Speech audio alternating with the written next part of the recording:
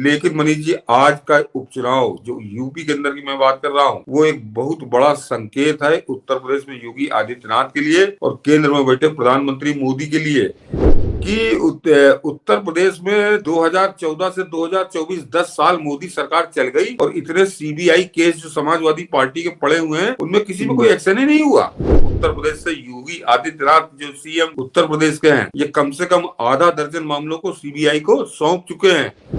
अन्यथा 2027 में उत्तर प्रदेश में विधानसभा चुनाव नहीं होगा। उत्तर प्रदेश में खून की होली खेलेंगे ये निरंकुश लोग, क्योंकि अभी तक के जो सीबीआई का रुख है उससे ये पता चलता है कि सीबीआई ने खुली छूट दे रखी है।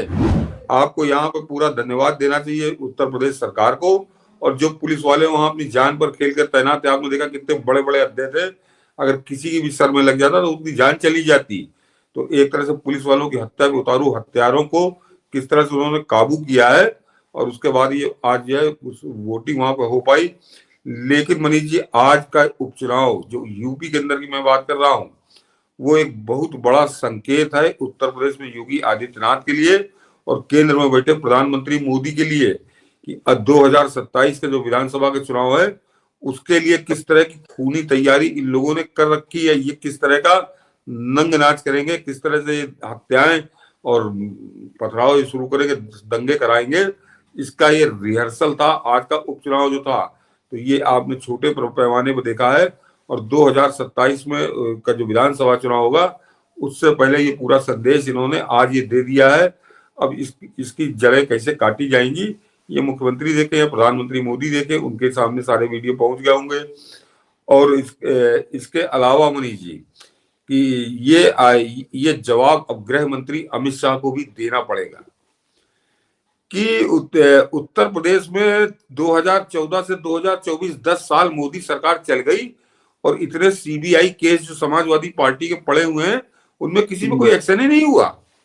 तो या तो आकर अमित शाह इस बात को स्वीकार करें कि हमारी सरकार ने जितने भी सीबीआई के केस दर्ज हुए थे वो सारे सीबीआई केस फर्जी थे, वो हमने फर्जी इसके खिलाफ दायर किए थे।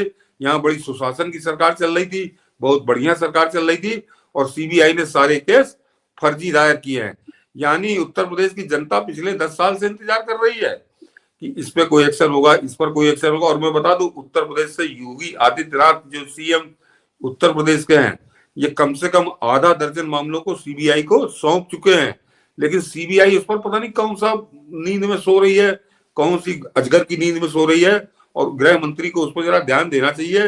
अन्यथा 2027 में उत्तर प्रदेश में विधानसभा चुनाव नहीं होगा। उत्तर प्रदेश में खून की होली खेलेंगे ये निरंकुश लोग, क्योंकि अभी तक के जो सीबीआई का रुख है उससे ये पता चलता है कि सीबीआई ने खुली छूट दे रखी है कि तुम चाहे जो करो, हम तुम्हारे खिलाफ कोई कार्रवाई नहीं करेंगे। तो उत्तर प्रदेश के लोगों के खून की होली खेलकर अगर विधानसभा चुनाव कराना है तो अभी 2 साल आप लोग देखेंगे कि सीबीआई कोई कार्रवाई कतई नहीं करेगी अखिलेश यादव के खिलाफ। जबकि मैं बता रहा हूं कि कम से कम आधा दर्जन केस जो पेंडिंग पड़े हैं उस पर कहां क्या कार्रवाई हुई कोई नहीं जानता उत्तर प्रदेश में। ना कभी अखिलेश यादव को सम्मन तक नहीं किया गया है। बिहार में लालू यादव को बड़ा सम्मन किया जा रहा है, केजरीवाल को 2-3 महीने जेल भेजा जा रहा है। तो अखिलेश यादव ऐसा कौन सा, तो या तो आकर सीबीआई का डायरेक्टर इस बात को स्वीकार करे कि हमने फर्जी केस दर्ज किया था, या योगी आदित्यनाथ ने जो वहां पे रिकमेंडेशन की थी वो फर्जी रिकमेंडेशन थी। अखिलेश यादव की बड़ी ईमानदार बड़ी सच्चरित्र सरकार थी, और सीएजी ने जो आरोप लगाया था, और सीएजी आरोप नहीं लगाती, सीएजी तथ्यों के साथ बात करती है कि 5 साल के जो आखिरी 3 साल थे उनमें 97,000 करोड़ का हिसाब अखिलेश यादव ने नहीं दिया। लेकिन इन सारे कारनामों के बाद सीबीआई ने इसको क्लीन चिट दे रखी है कि तो इसीलिए ये आदमी बेलगाम है, बर्बर है, निरंकुश है, और अब हत्याएं कराने पर खुलेआम उतारू हो चुका है। लेकिन हमारे यहाँ सीबीआई का जो पूरी टीम बैठी है, जो खासकर उत्तर प्रदेश में सीबीआई है, वो ऐसे ही आंख में पट्टी बांधे है, और उस जिसके नियंत्रण में है वो गृह मंत्रालय।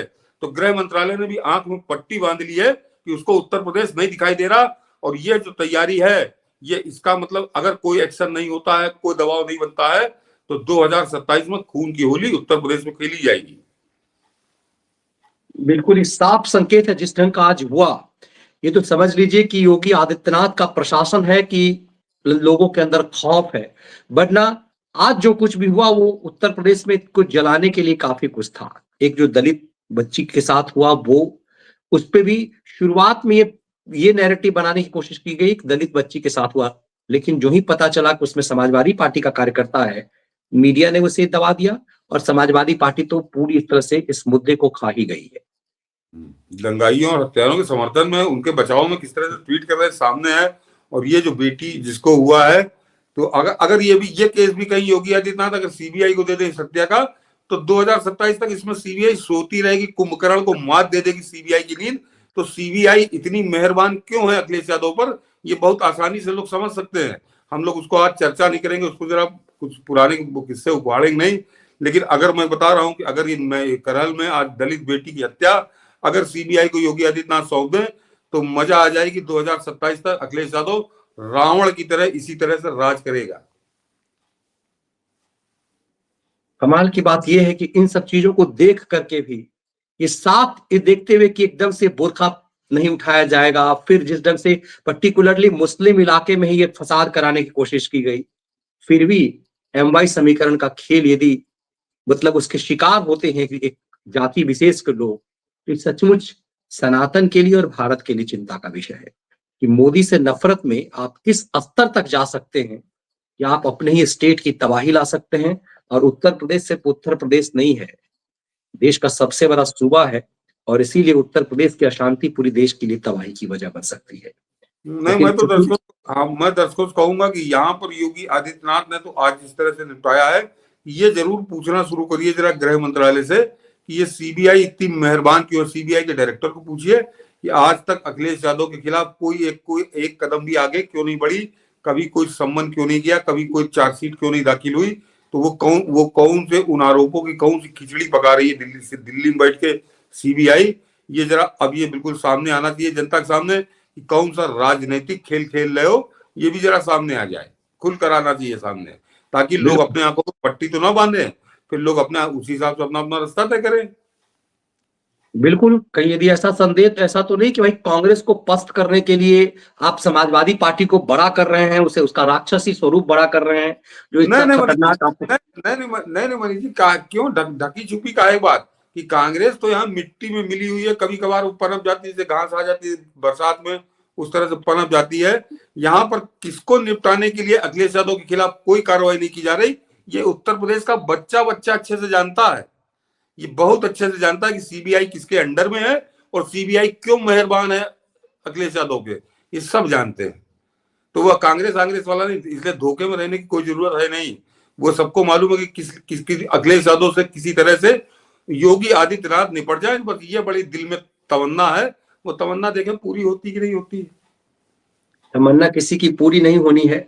योगी आदित्यनाथ जिस तरह से अपनी लकीर लंबी कर रहे हैं और जनता में लोकप्रिय जिस योगी की चर्चा, महाराष्ट्र चुनाव प्रभावित हो रहा हो, झारखंड प्रभावित हो रहा हो, इन राक्षसों की राक्षसी खेल के बीच, क्योंकि आज शाम के 6 बजे तक ये सब कुछ चुनाव आयोग के अंदर था, योगी आदित्यनाथ के अंदर नहीं। जो कुछ भी गुंडई आज हुआ, ये पुलिस अधिकारी चुनाव आयोग के अंदर में थे। 6 बजे शाम के बाद सब योगी आदित्यनाथ के पास आ चुका है। और योगी इन सब चीजों के बीच में कहां थे जब ये चीजें हो रही थी? श्री राम लला के दर्शन कर रहे थे योगी। ये तस्वीर, ये फ्रेम बहुत कुछ संकेत देता है और हम सब की उम्मीदें बढ़ाता है कि योगी राक्षस वध जरूर करेंगे।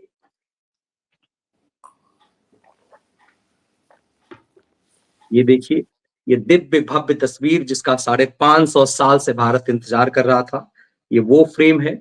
और योगी आदित्यनाथ ने यदि ये फ्रेम डाला आज के समय में, तो निश्चित रूप से इस फ्रेम के मायने हैं और हम सबकी उम्मीदें ये फ्रेम जरूर बढ़ा रहा है।